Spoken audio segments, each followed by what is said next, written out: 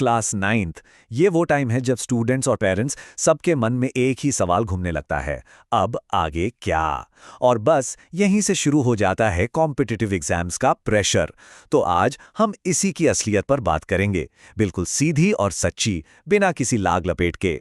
अरे NTSC clear कर लो, future set है। ये सलाह तो हम सब ने कहीं ना कहीं जरूर सुनी होगी, है ना? रिश्तेदारों से, टीचर्स से या फिर उन बड़े बड़े कोचिंग सेंटर के विज्ञापनों में।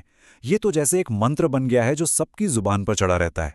तो चलिए इस आम धारणा से थोड़ा आगे बढ़ते हैं। आज की इस बातचीत का मकसद ही यही है कि बिना किसी हाइप के सच्चाई को सामने लाया जाए। सवाल यह है कि क्या सच में ये एग्जाम्स फ्यूचर की कोई गारंटी हैं? तो सबसे पहले बात करते हैं एनटीएससी की। देखिए, किसी भी कहानी को सुनने से पहले ना उसके आंकड़ों को समझना बहुत जरूरी होता है। तो चलिए इसकी थोड़ी गहराई में उतरते हैं और देखते हैं कि नंबर्स क्या कहते हैं। अच्छा, तो एनटीएससी है क्या? इसका पूरा नाम है नेशनल टैलेंट सर्च एग्जामिनेशन। ये एक नेशनल लेवल का स्कॉलरशिप एग्जाम है। इसका मकसद बेसिकली ये है कि देश भर से टैलेंटेड स्टूडेंट्स को पहचाना जाए और फिर उन्हें थोड़ी फाइनेंशियल हेल्प और जाहिर है एक सम्मान दिया जाए। अब जरा कंपटीशन का लेवल देखिए। हर साल लगभग 10 से 12 लाख स्टूडेंट्स इस एग्जाम में बैठते हैं। जरा सोचिए, 10 से 12 लाख, ये कितना बड़ा नंबर है और ये दिखाता है कि कितने सारे यंग माइंड्स इस एक रेस में शामिल हैं। और अब उस विशाल नंबर की तुलना इस नंबर से कीजिए। लाखों एप्लीकेंट्स में से जो फाइनल स्कॉलरशिप है वो सिर्फ 2000 स्टूडेंट्स को मिलती है। ये जो फर्क है ना, ये सच में चौंकाने वाला है। इसका मतलब अगर हम हिसाब लगाएं तो सिलेक्शन रेशियो 0.2% से भी कम है।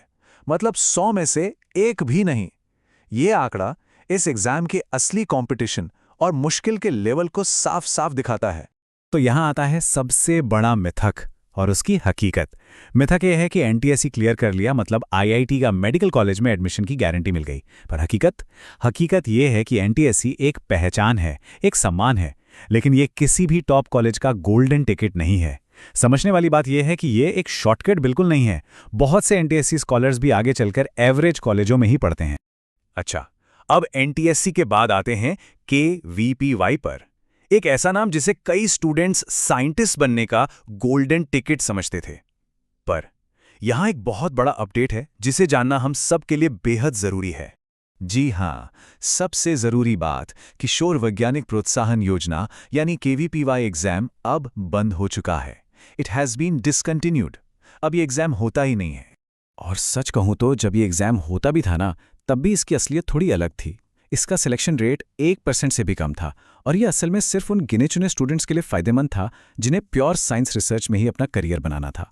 इसके चक्कर में कई स्टूडेंट्स ने अपनी स्कूल की पढ़ाई और सबसे ज़रूरी अपनी मेंटल पीस दोनों को नज़रअंदाज कर दिया। ये एग्ज़ाम कभी भी एक एवरेज स्टूडेंट के लिए बना ही नहीं था। तो फिर सवाल ये उठता है कि भाई इन एग्जाम्स को लेकर इतना हाइप, इतना प्रेशर आता कहाँ से? कौन है इस पूरी प्रेशर मशीन के पीछे? जवाब अक्सर कोचिंग इंडस्ट्री में छिपा होता है। NTSC plus KVPY is equal to IIT पक्का, ये वो फॉर्मूला है जो कोचिंग सेंटर्स अक्सर बेचते हैं।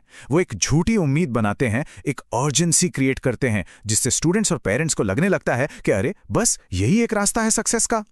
पर वो ये कभी नहीं बताते कि उस एक सक्सेस पोस्टर के पीछे 99 और स्टूडेंट्स हैं जो पीछे रह जाते हैं। और ये माहौल स्टूडेंट्स पे जबरदस्त प्रेशर, गिल्ट और सेल्फ डाउट पैदा करता है। उन्हें अपने एकेडमिक करियर की शुरुआत में ही एक फेलियर जैसा महसूस कराया जाता है। तो अब इन सब बातों से हटकर असली सवाल पर आते हैं, एक कंस्ट्रक्टिव, एक पॉजिटिव सॉल्यूशन की तरफ बढ़ते हैं। तो फिर क्लास 9 के एक स्टूडेंट को असल में किस चीज पर फोकस करना चाहिए?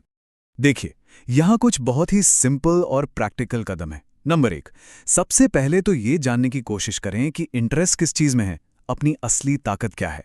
नंबर 2, अपनी नींव, अपना फाउंडेशन मजबूत करें। मैथ्स, साइंस, लैंग्वेज, इन सब्जेक्ट्स को अच्छे से समझें। तीसरा, ओलंपियाड या एनटीएससी जैसे एग्जाम्स को एक ऑप्शन की तरह देखें, ऑब्सेशन की तरह नहीं। चौथा, कुछ प्रैक्टिकल स्किल्स सीखें, जैसे टेक्नोलॉजी, डिजाइन या अच्छी तरह बात करना। ये वो स्किल्स हैं जो हर जगह काम आते हैं। और पांचवा और सबसे जरूरी, सिर्फ एक एग्जाम को टारगेट मत करिए, अपने लिए एक पूरा करियर मैप बनाने की सोचिए। और आखिर में इस पूरी बातचीत का जो सार है वो यही है, क्लास 9th सिर्फ कोई एक एग्जाम क्रैक करने के लिए नहीं है। ये अपनी असली दिशा तय करने का वक्त है। ये खुद को खोजने का, सेल्फ डिस्कवरी का समय है, ना कि आंख बंद करके बस किसी दौड़ में शामिल हो जाने का।